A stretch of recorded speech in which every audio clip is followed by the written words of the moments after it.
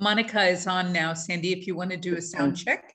Just Dr. Gandhi, thank you very much for joining. Just want to make sure you're coming in before we start the formal conference. Yes, can you hear me okay? Perfectly, thank you. Okay, thank you. So, I'll turn on my video when it's time. Thank you. Okay, and here we go.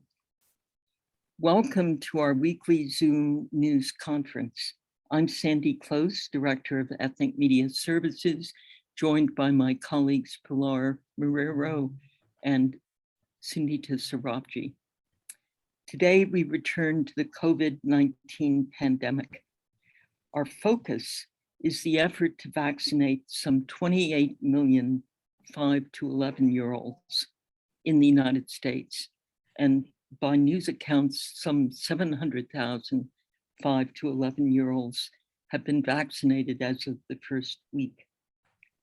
This follows the endorsement by CDC Director Rochelle Walensky of the recommendation of the CDC Advisory Group on immunization practices. Infection rates have begun to inch upward, we read in California media. Could this new drive mark a turning point in the battle to contain the pandemic? What are those on the front lines with our kids seeing 1 week into the campaign? We welcome 4 speakers, beginning with Dr. Monica Gandhi, an MD and professor of medicine at UC San Francisco's School of Medicine. Dr. Gandhi, thank you very much for joining us again. We also welcome Dr. Jennifer Miller, a pediatrician with the East Bay Pediatrics. We welcome Maria Elena Meraz, founder and director of the Parent Engagement Academy in Los Angeles. And we welcome Madison Sandoval, a nurse who has worked in Bay Area schools. Reporters, please enter your questions in our chat box, and I need to remind our speakers to please speak slowly so our interpreters, who are simultaneously interpreting in Spanish, Mandarin, and Korean, can keep up with you. I've learned to speak slowly, and it is slowing down from our normal course of conversation, but it really helps the interpreters.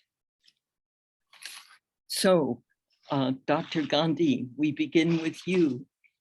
How significant is vaccinating the 5 to 11-year-old age group in the battle to contain COVID-19? Does it represent a research breakthrough? How long before we'll be able to vaccinate children 4 months or 6 months to 4 years? You have been such a remarkable source for us on all things science behind the COVID. So welcome and thank you for starting us off. Well, thank you for having me. Because of the format of this conference, and I have talked too fast when I've ever been on this before and shown too much data and slides, I'm actually going to keep it really simple in terms of the slides and do the format more in terms of questions. So just to remind ourselves, on September 20th was the date that we got the top line results from Pfizer and BioNTech from this trial among children 5 to 11 years old. And this was really designed to look at the vaccine for safety and immunogenicity. There were 2,268 children in the trial, 1,300 in placebo, essentially 1,100 in placebo, 1,100 in the Pfizer arm, and there were no safety concerns. And beyond that, there was enhanced antibody responses in those who got the vaccine. And then though there were only a handful of symptomatic COVID infections, there were enough to show a difference a reduction in COVID symptomatic infections among children of 90.7%. And then the risk was stratified by children who had had COVID before and had antibodies and had not had COVID before. And there was no difference in outcomes among children with natural immunity in the placebo arm, meaning those who got the salt shot still did not get symptomatic COVID, which is why I think we have to talk about some subtleties of administering the childhood vaccine. And I wrote a piece in Time magazine with Dr. Jeff Vergalis. You can just look this up it's freely available on Google, where we talk about 3 premises for why we think the childhood vaccine is important to give. The first one is that there is no doubt that children are less at risk for severe disease from COVID. In fact, it is sometimes the failure to have recognized that has led to unfortunate consequences in our society, like prolonged school closures in some states in the United States, and prolonged school closures in many places around the world, despite UNICEF and multiple organizations talking about the dangers of prolonged school closures for children. However, the 3 primary premises that we make here is, one, that during the Delta surge, there were increased hospitalizations and deaths among children 5 to 11 with the Delta variant. Though it pales in comparison to what happened in adults in this country, with 718,000 and more deaths counted from children, we absolutely suffered, unfortunately, childhood hospitalizations and deaths during the Delta surge, mainly in places with low rates of adult vaccination. And it is that premise that led us to say that children should be vaccinated, mainly for their own benefit against COVID-19. Why? Because even though the risk is lower, and it is the 8th leading cause of death during the Delta variant surge in children, it was the 8th leading cause of death in this country. If you had a shot, if you had a pill that would prevent any other cause of death among children, accidents or cancer or the other leading causes of death, we would take that pill or that shot if the medication or the product that we were giving is safe. And that's what I will talk about next. The second reason that we make the premise in this article, which we'll send around after this, is that it absolutely reduces transmission to others for children to get vaccinated. And the aspect, and why is that important?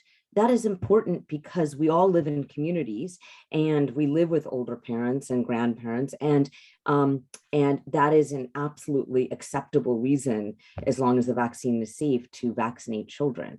And the reason that that's so important is that 28 million children in this country are 5 to 11.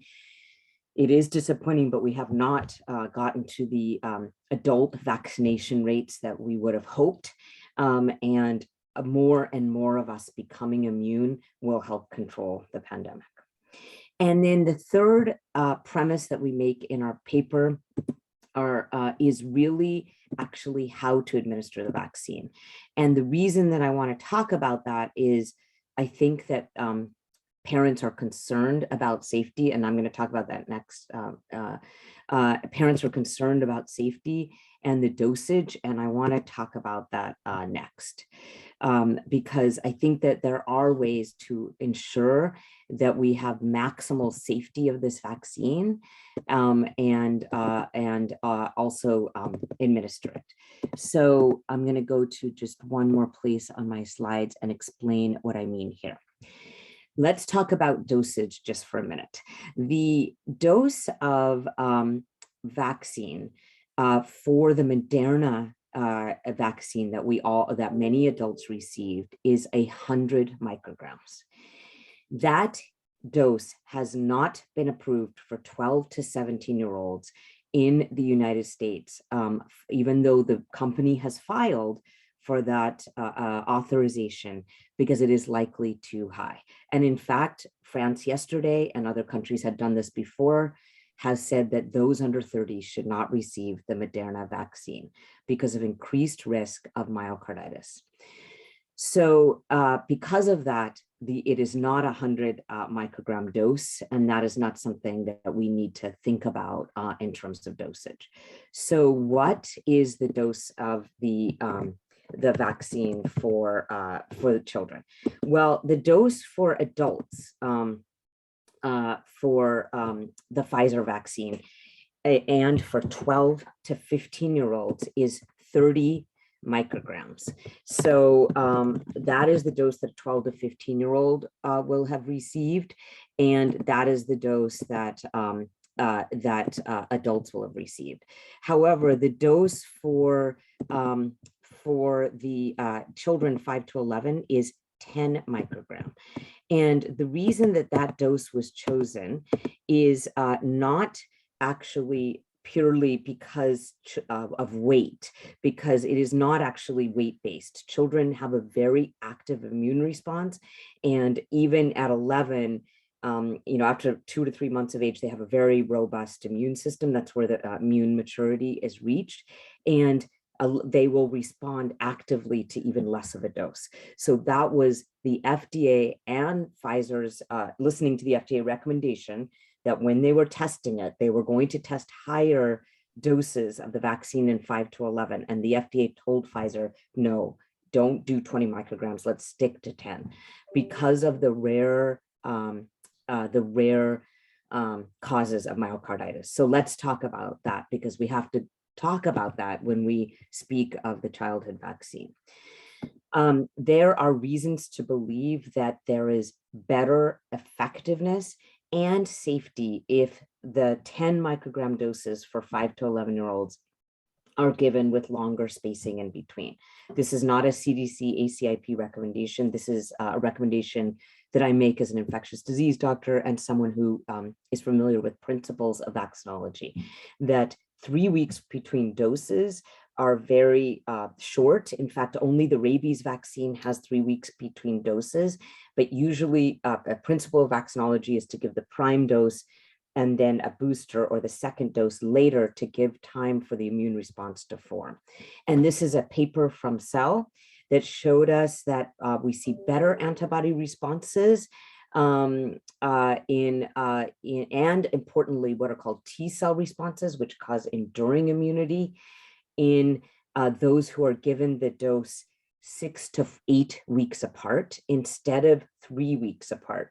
The reason that's important is one of the reasons we give vaccines for children is because they will grow up and become adults, and we want an enduring T cell response, which is really our longest form of the response. The second reason is we have clinical effectiveness data now. This is data from the Institute in Quebec that shows us that Canada, which chose to give doses further apart, 8 weeks apart, from the majority of their population, to actually get more doses into arms earlier to save lives. They found, this is data from their from Quebec that shows that 3 weeks between the first and second doses of the Pfizer vaccine was 82% effective, but waiting 7 to 8 weeks was 92% effective. And that wasn't just against hospitalizations, but even any infection in the nose, for example, because antibody responses are elevated by the increased spacing between doses. And then finally, in terms of the risk of myocarditis, again, have not seen this heart inflammation in the 5 to 11-year-old study, but it was a small study. We have now large rollout program data from countries of older individuals, for example, less than 29 or less than 19. And in Israel, this is data from the New England Journal on October 6th, you can see that males specifically after the second dose had an elevated risk of myocarditis, 16 to 19 years. Again, this is the Pfizer 30 micrograms. But in in Israel, the dose was given 3 weeks apart. In Canada, this is data from Alberta on October 8th, the risk of myocarditis was much less. They did not stratify it, unfortunately, by males or females, but was much less when the dose was given across age groups, when the dose was given at a longer interval. So I will stop there and answer any questions.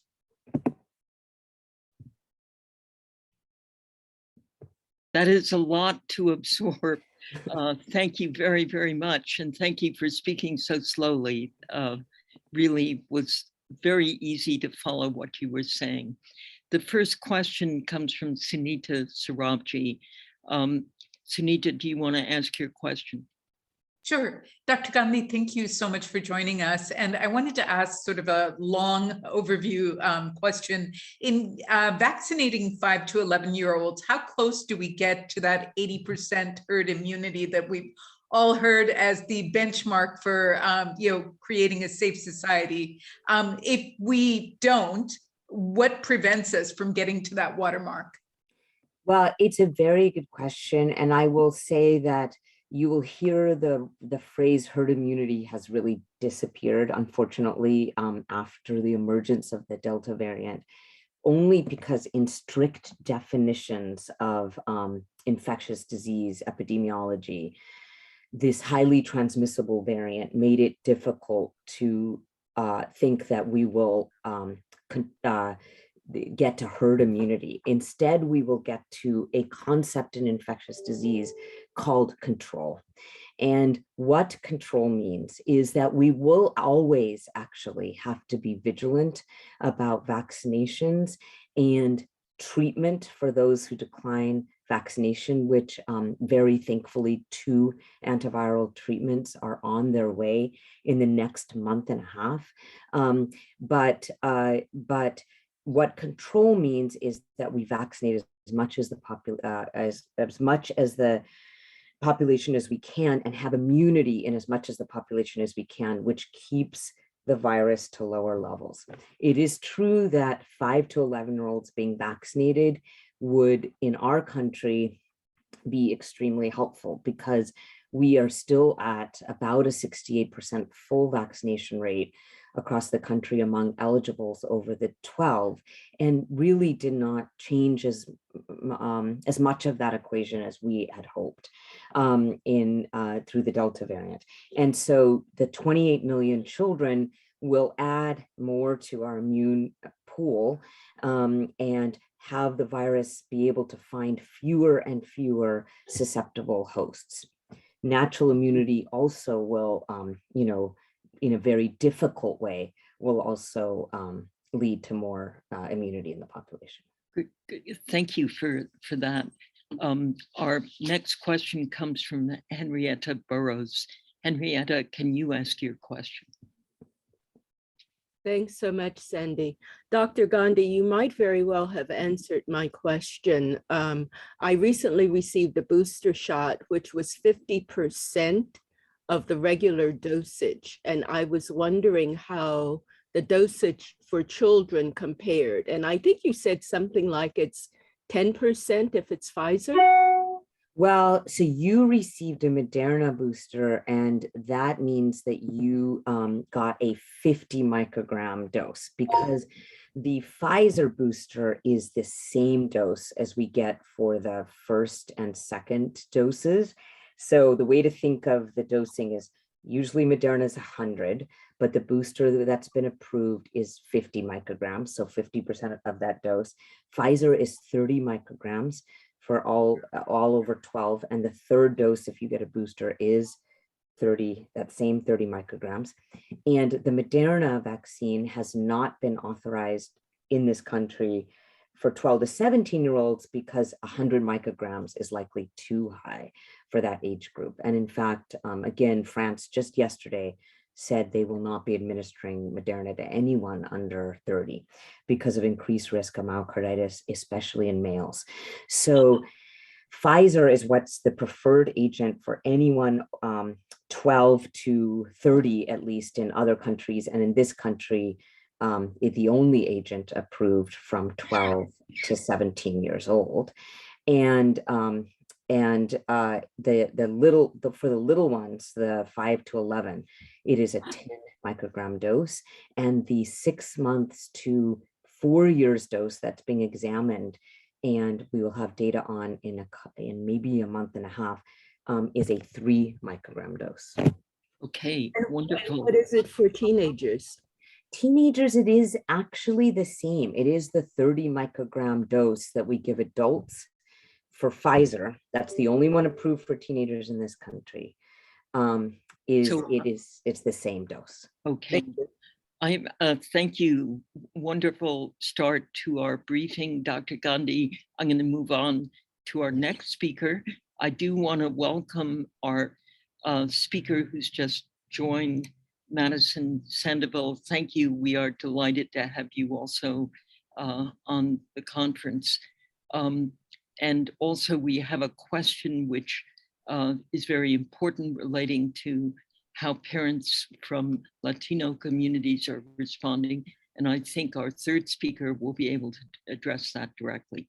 So now we go to Dr. Jennifer Miller.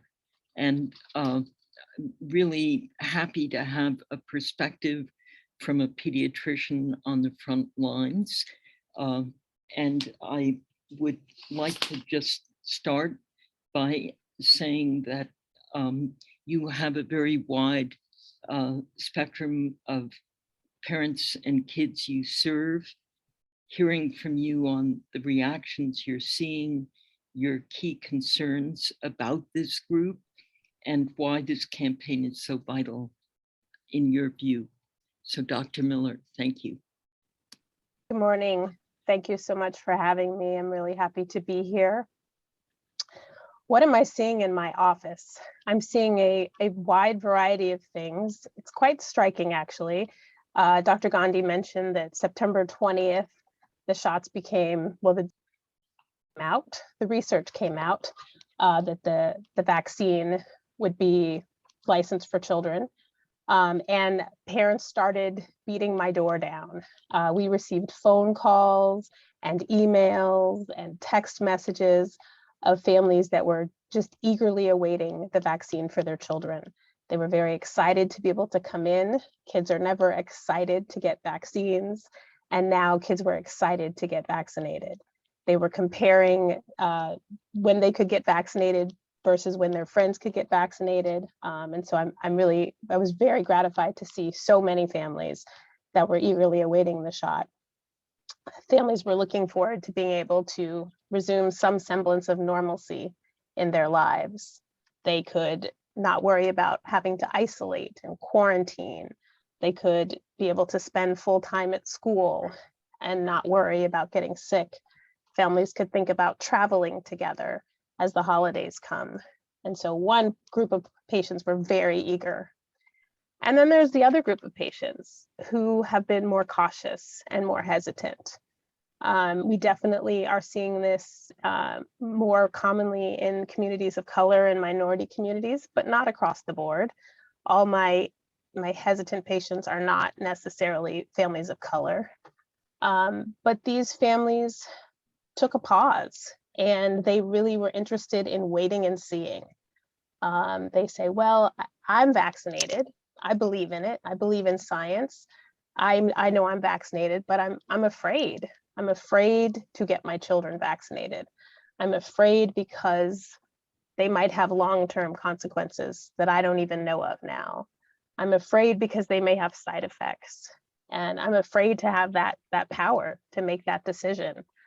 Some conversations out and about are about fertility. Families are concerned that there's going to be some impact of fertility if we give the vaccine to children.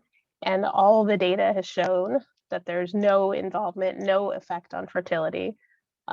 This is a great vaccine. It does not change the DNA and it does not affect the fertility of our patients.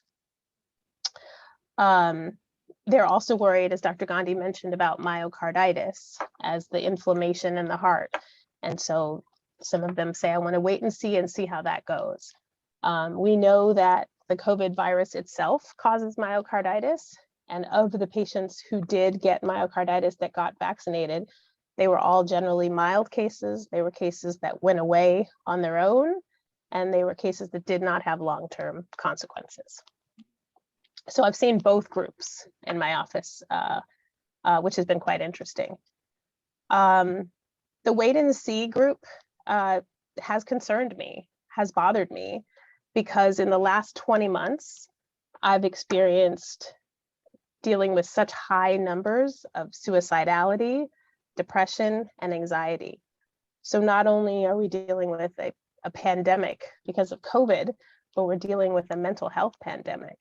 We're seeing that these children and adolescents who have been removed from everything that they know is normal, their schoolwork, their peers, their sports, their clubs, their activities, are depressed and anxious. They're worried because they've lost family members to COVID.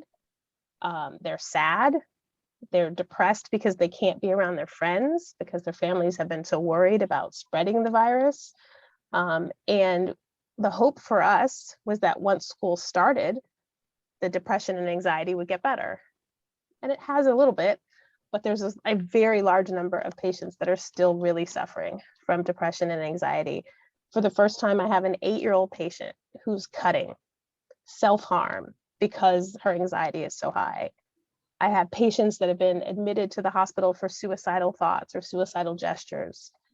I was talking to a provider this morning. My first appointment of the day was a patient who was depressed and anxious. And I was talking to another provider and she said, that's everybody I see all day long. So I know that these kids are suffering from mental health issues and they need to get back into school full time. My concern about families that wait and see, or families that don't want to get their kids vaccinated, is that we're going to continue to see this mental health crisis. My concern is that families are going to be so afraid that they're not going to vaccinate their kids and they're going to keep them out of school. And that worries me because I know these kids need to go back to school. They need to resume their normal life. The other thing that we're seeing that concerns me is the educational disparities. We know that a whole group of kids lost out a year of education, and that's a concern. And them, we have kindergartners that didn't learn how to read because they were on Zoom. And we have, kids that with special needs that didn't get their services. They didn't get their occupational therapy and their physical therapy because they weren't in the schools. And so we know that these educational disparities occurred much more commonly in families of color. And it concerns me if those families do not go out and get vaccinated, that these kids will continue to fall behind and won't be able to compete with their peers. We know that, or I saw that families of affluence were able to hire kindergarten teachers or able to hire teachers to create a pod for their kids so that they didn't fall behind, even though they weren't in school. But I know that that did not happen in all communities across the board. And so it concerns me that if kids are not in school, we're going to continue to see this educational gap widen. And then the last thing I think is, how does this vaccine make a difference? How can it make a difference? Why does it matter if we vaccinate kids age 5 to 11? Like Dr. Gandhi said, kids do get COVID. We have over 6 million cases of COVID in kids in the United States.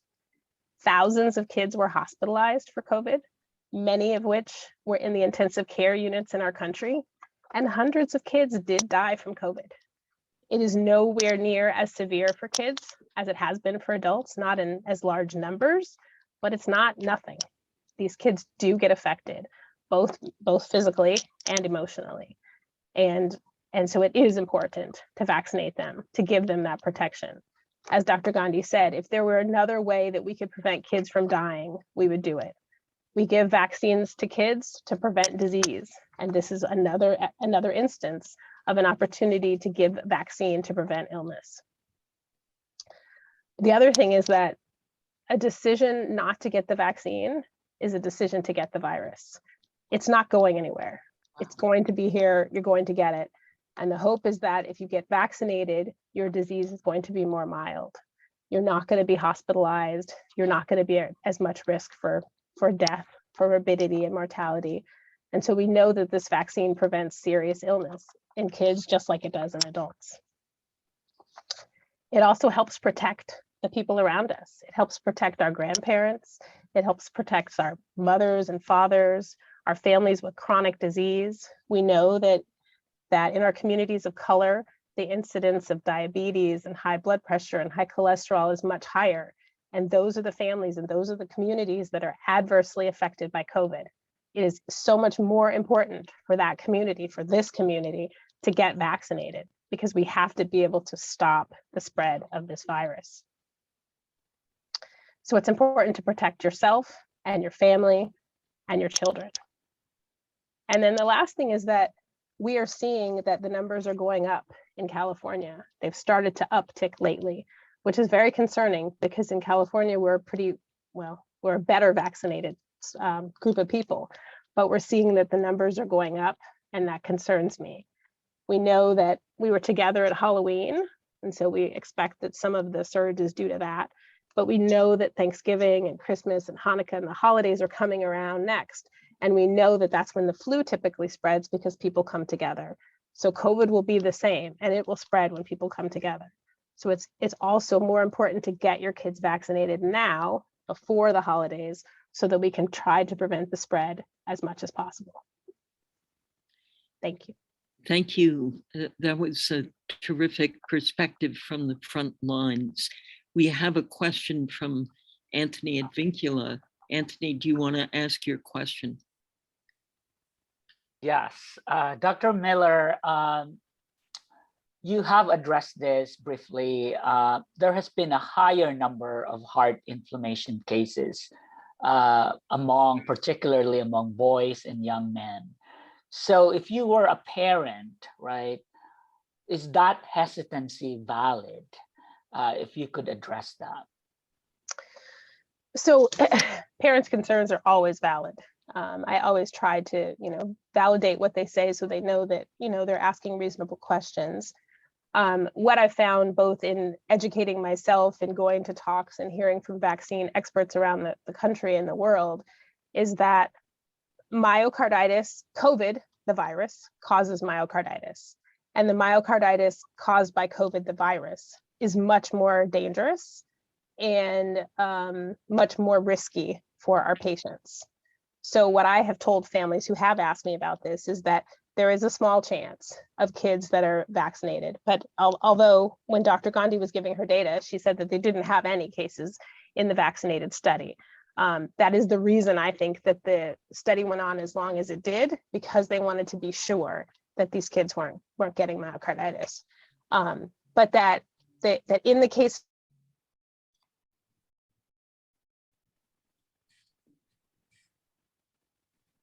Oh dear. Sorry. We've lost Dr. Miller. Dr. Miller, somehow the gods of the internet have cut your audio sound off. Could you stay on? And there are a couple more questions at the end of the panel. I'll check in with you to see if the audio works. But that was really such a helpful presentation. Thank you. And sorry, we will lose two questions. Maybe you could look at the questions in the chat and respond on the chat. So let's go now to our third speaker, Maria Elena Meraz, who is the founder and director of Parent Engagement Academy, which works with thousands of immigrant parents, largely immigrant parents in Los Angeles. How are the parents you work with reacting to the campaign, Ms. Meraz? And what are your primary concerns and recommendations? We are delighted to have you. Please go ahead. Thank you so much. I'm very happy to be here. Thank you for having me. Parent Engagement Academy, it's a community-based nonprofit organization, and we work every year with around 2,000 to 3,000 parents. Since the pandemic started, we moved from in-person to Zoom, and the families and parents that we serve are basically 90% immigrants, first generation, Latino, and also other groups that joins the schools. We basically work in LA County and Ventura County. And Ventura County, we work with the parents that are working on the fields. And last week, we have 2 schools, particular in those areas, and we noticed the concern was higher in those areas than in LA about vaccination. We provide a training for 5 consecutive weeks, once a week for an hour and a half. And we partner with the schools and the school districts to provide this training about college readiness, school system, social emotional, STEM, many information and topics that the parents, they need to understand to navigate the school system, but also guide the children to think about post-secondary education. Saying that at the end of each of the sessions, we provide briefly information about where they can get a vaccine. And then we noticed that in most of the session, in an organic way, the parents express their concerns. And now, since the vaccines for little kids was approved, the concern was a little bit higher. Not everybody expressed their concern. Many parents prefer to stay quiet, they don't say anything. So if a parent says something, you hear another parents to probably understand and share. Some of them the same concerns, and some of them before when we're talking about the vaccine for the adults, they were more like, yes, I got it for me, you can go here, it's easy. But with the little kids, I think most of the families, what we sense is that they really worry about it, concern. And other thing that we believe that it's part of this concern is that these parents are low-income families, and many of them, they don't have access to TV, period. They don't have, you need to have at least $100, $120 to pay for cable TV and internet. So many families, they don't have that luxury. They may have TV, basic TV, but there is not enough information. And many families get their information from sources that are not the best sources. You know, they get from their friends and families that they send videos on WhatsApp. And that's terrible, but there's a lot of misinformation about that. And also Facebook, YouTube, they log in, they get that information from those sources, and they don't know exactly what's going on. There is a lot of misinformation. And what we hear is we prefer to wait. We prefer to see what's going to happen. And then we also hear stories that in the same families, half of the family wants, or they are already vaccinated, and the other half no. There is so many different issues that doesn't make sense in a way, but makes totally sense for those families. So I'm very happy to be here because I know that we're going to receive additional information that we can continue passing along with the parents and the families. But I believe that we need to find a way to send a uniform message to the families through all the sources to help those families to feel comfortable about the vaccine. And I'm totally agree with Dr. Miller that the parents, they're okay with getting the vaccine for them, but not for their kids. You know, and exactly what you mentioned is what we hear a lot. You know, we prefer to wait. Even people that they're been working on the front line and they have family members that passed away, they still thinking we prefer to wait for our little ones. Thank you, Ms. Perez, for that. And just let me ask, Dr. Miller, are you back on audio? Can you speak? just a minute. We'd like to ask questions of Yes. both of you. A final question to you, Dr. Miller, and I know you got cut off. Yes, apologies. But it would be important for Ms. Merez also to hear, what should parents expect in the way of reactions to the vaccinations their 5 to 11-year-olds are receiving? And the second question on the chat is, when will 5 to 11-year-olds, or for that matter, 12 to 17-year-olds, be expected to get boosters? And I think both are kind of summarizing a number of questions on the chat. In terms of the side effects, generally we're seeing soreness at the site, sometimes a little redness or swelling, usually the next day, sometimes some fatigue or tiredness, sometimes some body aches. But I find that they're reacting pretty similarly to how adults reacted, which is many people didn't have much of a reaction with the first one, but it's with the second one that they tend to have more of a reaction. I was surprised. My child is 12, and so she's had her shots for many months, but when she got it, she had no side effects, not the first shot or after the second shot. So I think the remarkable thing is many of them aren't getting many side effects at all.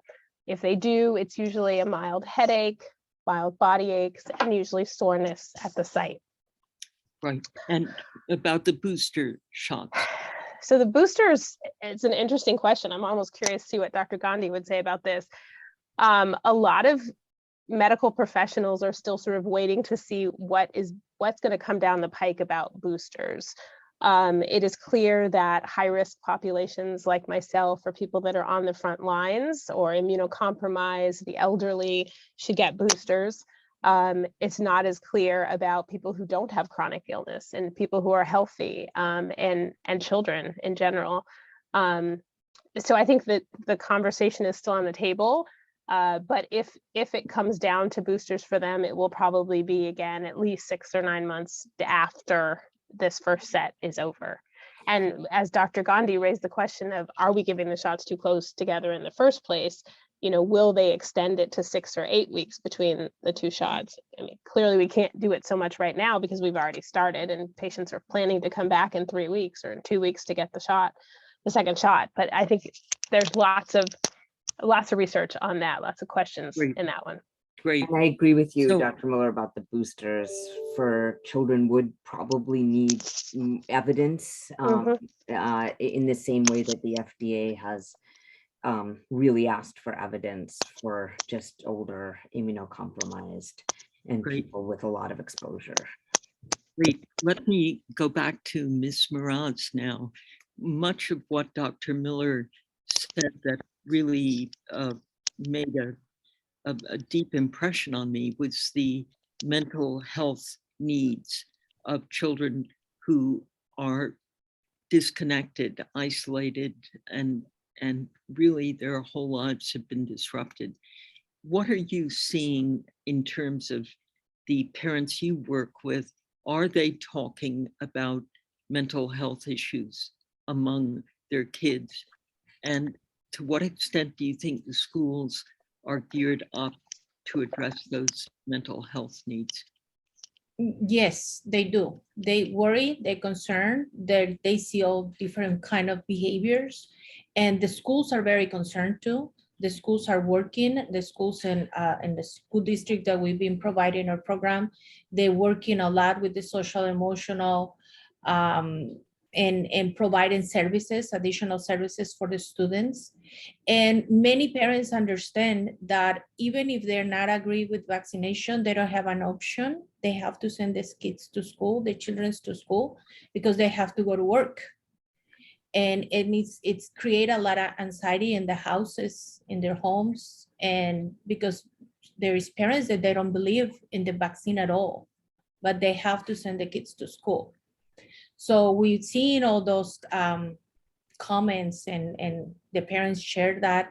And the other thing is transportation. people said, okay, I'm gonna see if I can take my son, my daughter to a doctor. I don't want to take it to a pharmacy to get the vaccine. Maybe I need to see a doctor, but they don't have the transportation and also the language barriers. So there is so many different layers that are adding into this. And we believe that the schools went to be at home, distant learning, from go to in person, from one day to another, and there is not a lot of options in between.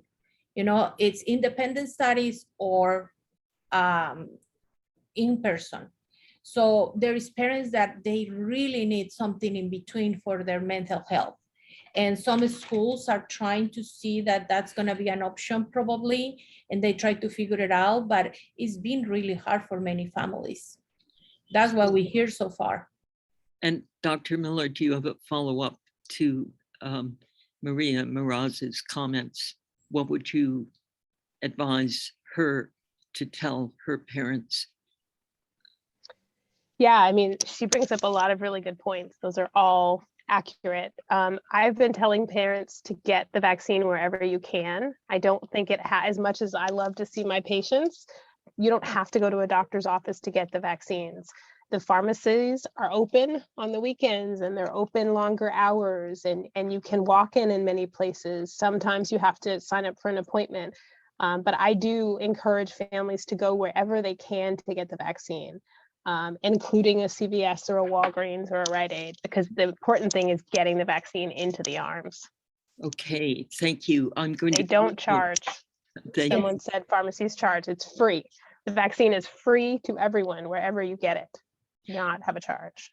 Okay, I'm going to go now to our last speaker, Madison Sandoval, whom we greatly appreciate having you join, because so much of the time I've spent with young people in schools, the one person they always refer to as neutral and supportive is the school nurse. So we're very anxious just to hear what your impressions are as the vaccine campaigns focus on 5 to 11-year-olds and also older high school students as well. Thank you for joining us. Yeah, I'm happy to be here. I guess I can kind of start with some of the concerns I've seen. Also just want to say I just recently switched from school nursing to public health nursing, so I'm not there anymore, but this was within the last week. And then also the community I served, it was a independent school, so it was a bit more of a community that came from privilege and had more access to healthcare. So their experiences might not always be reflective of some of the kids in public schools. But I often saw a lot of concerns around myocarditis and kids that might have a history of severe allergic reactions that may require an EpiPen, parents wanting to, or wanting to wait or having some concerns of them having reactions. I've also seen parents having concerns about if my kid does have some of the side effects and they need to take a day off, am I going to need to plan for that, especially if they don't have access to childcare? This is anecdotal, but I've seen a few kids that did have more side effects after the first dose, where they did need to go home. So, just have encouraged them to try to plan that their kid may need to miss school if they do get that first dose, especially because kids' immune systems are so robust. In terms, oh, go ahead. No, please go on. I've also seen, as mentioned, a lot of the psychosocial symptoms. For me, I will often get non-specific tummy aches and headaches or not feeling great, and it tends to turn out to be something around anxiety, maybe feeling overwhelmed by the lesson plan or feeling like things are moving too fast, or just anxiety about being at school in general. So I've definitely had to do a lot of partnership with the counselors and the teachers and the parents in terms of supporting kids through that. To what extent have you seen the reactions Dr. Miller described, where kids actually look at the vaccine as something positive in their lives, a kind of excitement surrounds it rather than the dread that I recall my kids had taking them for shots? I've definitely seen a lot of kids that see this is how they're going to get back to some level of normalcy, and like this is how they're going to feel safe in schools. And this is I've had questions. The most nervous question I had is the needle big? And I just say, no, it's no different than the normal needles that you get with the vaccine. But a lot of the kids are actually excited around, you know, being able to get something that provides them with a level of security. And just because journalists are very nosy, why did you decide to leave school nursing and become a community vaccinator, health worker? What was the inspiration for that? I personally, I realized I love the public health side of nursing, of school nursing.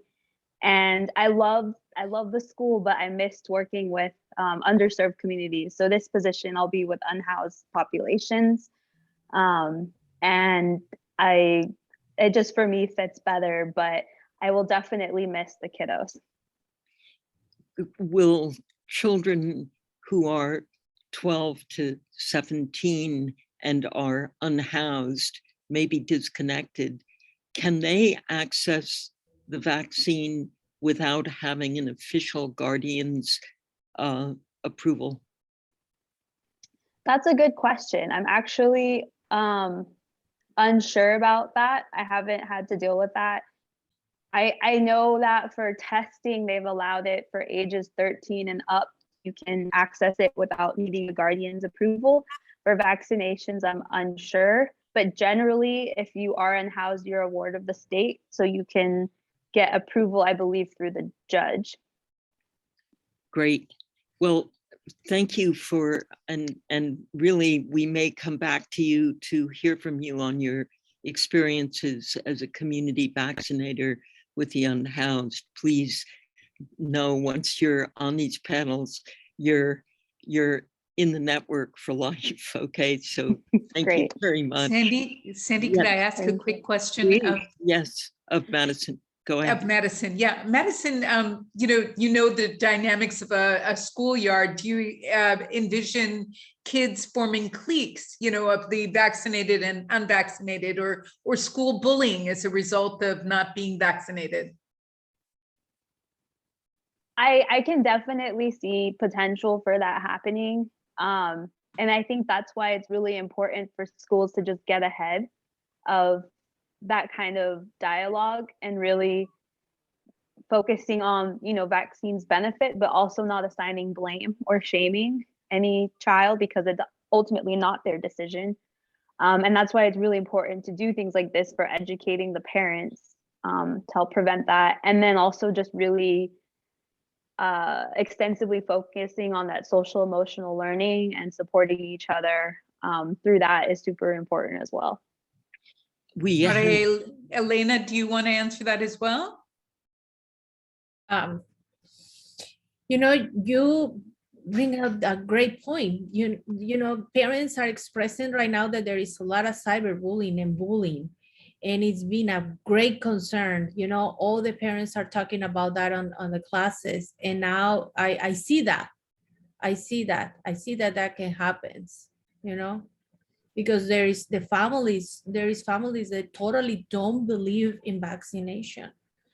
So that's I don't know what's going to happen in the future if we continue, because the kids are a reflection of the parents' behavior. So that leads to a final question for Dr. Gandhi. And Ms. Sandoval, you should see Dr. Gandhi's acclaim for your work as a school nurse in her school. She says, Maddie was the nurse in my children's school and wonderful. That's a great compliment. Thank you. Let me We miss ask, you. let me ask Pilar to ask an important question of Dr. Gandhi, which is essentially how to explain, and I know we've touched on it, but it is very concerning. You see the uptick in infection rates in countries and states that have high vaccination rates. And so it's very hard to make sense out of this if indeed we're advocating for vaccinations so that we will bring the infection rates down. And yet you see that slight rise. Am I correct, Pilar, in conveying your question? Yes, this is a very fair question. Essentially, we are definitely seeing increased cases. Now, what are cases? Cases are having the virus in your nose, some symptomatic breakthroughs among those who are vaccinated. And that is because what happens is the antibodies decrease over time from your vaccination, and antibodies are what protect us up here in the upper respiratory tract. But we are seeing quite persistent effectiveness against hospitalizations. Hospitalizations, when there are a lot more cases, will go up even among those who are vaccinated if they are vulnerable. And that means older people who really do require a booster. There is simply no doubt in my mind that over 65 require boosters. But and then we have to admit that natural immunity, which of course has survivor bias, unfortunately, meaning why would we want to ever have natural immunity? That actually led to death, but there is no question that natural immunity is strong, meaning especially with severe infection, natural immunity is strong, and thus places like India that had just a terrible second wave but had a lot of immunity, hospitalizations are staying low. And then finally, the United Kingdom, it's a good example where they opened up at a certain vaccination rate. They hadn't vaccinated their young. They had a lot more infections and hospitalizations until they got to their young. And now they even vaccinate 12 to 15-year-olds.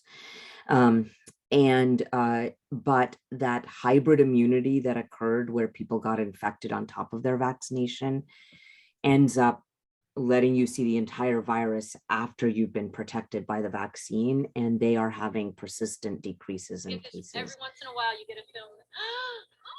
And hospitalization. So this is very complex. We cannot say that we know all the answers with COVID. It is, in my mind, always the safest thing to do to get vaccinated. There, you do not know who will get sick. I mean, you can have some risk factors, but you don't always know who will get sick, and it is the right approach to control a pathogen. But it's likely that hybrid immunity or seeing the virus after your vaccine is leading to more durable immunity. Well, thank you. We are 2 minutes away from closing the conference, but I want to say this, that the accessibility of information for people is so critical at this point. And I'd like to ask each of our speakers 30 seconds, 50 seconds, just very quickly, what is the most important message you want to share through our media to the diverse audiences we serve about the campaign to vaccinate 5 to 11-year-olds? In a way, I'm asking you to write our headline. And I'll start with you, Dr. Gandhi, but just 30 seconds, just headline, think headline. This is the great role of journalists. We think in headlines. I quote my colleague, Gabrielle Lerner. We have a new pathogen. Protecting everyone, including children, is paramount. That's my headline. Okay, wonderful. Let's go to Dr. Miller. Can you write our headline for us for today? The vaccine is safe. It is effective. Go vaccinate your children and yourselves today. Very important. Okay, and I'm thinking about my booster, which I keep putting off myself. Okay, Maria Elena Mirage, we're so glad to be in touch with you and your work in Los Angeles. What do you want us to convey to your parents, and especially the point you made about those who don't have access to cable television, aren't tuning into the Spanish language TV networks and have to rely on social media posts? Well, I'm totally agree with Dr. Miller, Dr. Gandhi about that the vaccine is safe. Find a way to have a uniform message to pass it along through all these media outlets. And the important thing is kids need to be back in school, and the vaccine is the way to get them there. And okay, and the last question for Madison Sandoval, I think, comes out of Sunita's question. The danger is that there will be kids who are vaccinated and kids who are not. And that's not their decision. But how do we cope with that inside the schools?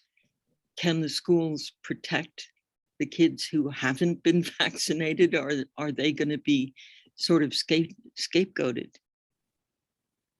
I think just, masking and ventilation are really effective measures indoors for preventing the spread of COVID. So continuing to do that while not everybody is vaccinated. And at some point, if they become mandatory for kids to be in school, then having to make decisions around that. But, vaccinations are safe and they let kids miss the least amount of school as possible. So just keep sending that message because we want our kids to be in school. Well, thank you for a wonderful roundtable conversation. This has been a both very intimate conversation, people sharing, our frontline folks sharing their own perspectives, and it's been illuminating from the science perspective. Thank you, and thanks to all the media for joining us today. Our conference is closed.